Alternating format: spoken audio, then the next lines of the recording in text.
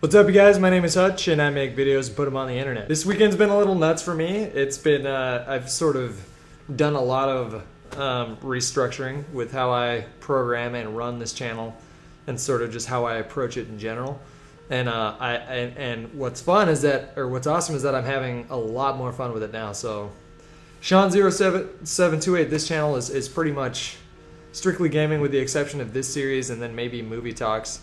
And then for all other vlog stuff, I'm moving everything over to another channel called Hutch Talks, which is not partnered yet, so there's no ads or anything like that. So if you guys are interested in vlogs, sort of like in my day-to-day life here in Santa Cruz, then feel free to check out that channel. Link will be in the description.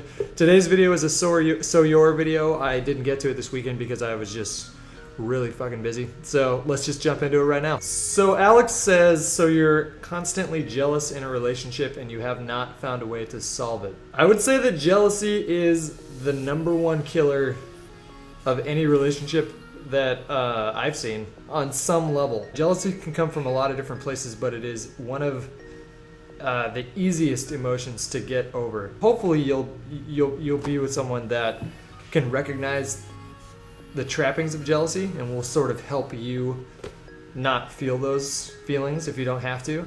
But at the same time, I think a good partner is someone that's going to remind you in a kind and gentle way that you are being sort of overbearing at times and jealous. If you've been in a relationship with someone for 1 or 2 years and it's been marked by jealousy, then I would argue that there's probably a bigger issue going on there that needs to be addressed. Jealousy itself is not very attractive. It's not very attractive to men when they see it in women, and it's not very attractive to women when they see it in men.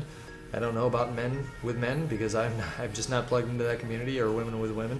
But I'll bet you jealousy is just as annoying to anyone with any dynamic. I think you have a responsibility to yourself as far as like self-development goes and self-improvement, to sort of pay attention to that sort of thing and not always believe the voices in your head that tell you that your girlfriend's a fucking slut. She's probably out sucking some dude's cock or something like that. You also have a responsibility to the person that you're with to not let that shit get out of hand. Because I mean, I have a big personality, and when I get upset, I can get really unreasonable really quick, and I can get jealous. I am like John Lennon. I'm just a jealous guy, but most of the time I'm not, and I don't think that I would have gotten to that point had I not gone out there and just fucked shit up when I was in my 20s. So anyways, that's what I have to say about jealousy. It's literally, if you're getting all your needs met in the other areas of your life, then jealousy will just sort of go away naturally.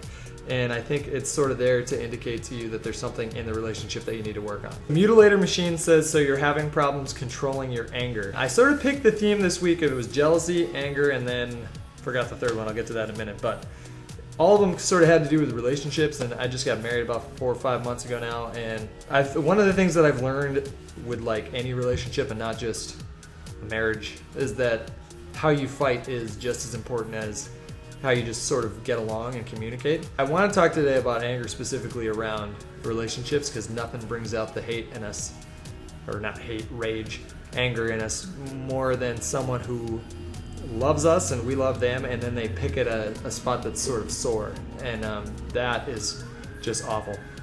And then a lot of times anger and jealousy are just tied together. They go hand in hand. It's all fear-based. It's all based around fear of loss, either loss of the one that you're with, or loss of their attention and affection, loss of their time and presence and things like that. It's all about fear of loss, anger and jealousy. So there is no quick way, if you have an angry disposition, to address that. There's no quick way. There's nothing that I can say right now that's going to be the thing that makes you not be angry. Because truth be told, I am kind of an angry person, and I have my own reasons, which I won't go into. But I mean, I come from a place of adversity, and usually people that have like struggled the most and been through a lot of adversity in their child lives end up being sort of angry later on. And you do cross a certain point where it's your responsibility to address that anger. If you are so angry that it's fucking up your relationships in your life, and you're not taking a look at that, then and you're not a child. That's the most important part. Like, everyone, when you're a child, it's not really your fault. It's the grown-ups' jobs to sort of allow you to make mistakes and then kindly point out what they are. But once you cross that line into like, you are now capable of taking care of yourself, and you can't blame anybody anymore. You can't blame your family, your parents, old friends, schools, things like that. And it becomes more about, okay, well, I have this anger, now what? So, and creativity, I would say, is the fucking best way to diffuse anger. For me, video games are creative. Editing is creative. Sometimes taking a walk can be creative. But figuring out a way to sort of play with your anger in a safe place is, and familiarize yourself with it so that you're not like scared of it when it comes up. Those things have helped me sort of calm down. And I still have a lot of calming down to do, but those have helped me throughout the years. The last question comes from Blue Wolf, and he says, so you're a judgmental person. I don't know if this specifically has to do with relationships. No, it did. In my head, I picked it for a reason, because when you're in a relationship, you sort of make judgments by default. You can't really avoid that. You make observations, you get to know people, and then you make judgments on their behavior, and sometimes they don't always like it. Here's what I want to say about being judgmental.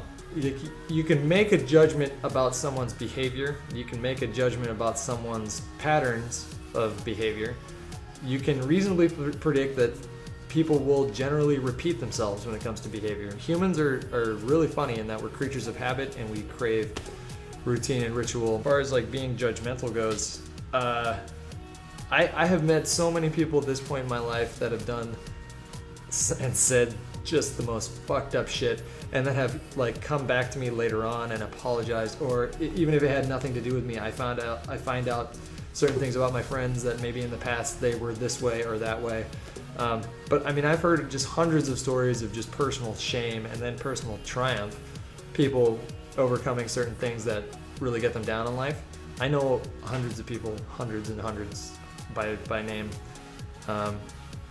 that can tell you all kinds of stories about having sort of a sordid past and making mistakes. I think that's what growing up is sort of letting go of the boldness and cockiness and arrogance of your youth. So if you're a judgmental person, I would fucking seriously take a look in the mirror and ask yourself a really simple question. What is the worst thing that I have ever done to another human being? And then just think about that for like 30 seconds. And then you will be humbled. Anyways, that's gonna do it, guys. If you enjoy this sort of thing, let me know. I appreciate likes and that sort of thing. And then if you guys have suggestions for the next episode's topics, then feel free to leave them in the comment form below. Hope you guys are doing well, and I'm gonna go. Bye. I was just 16, but I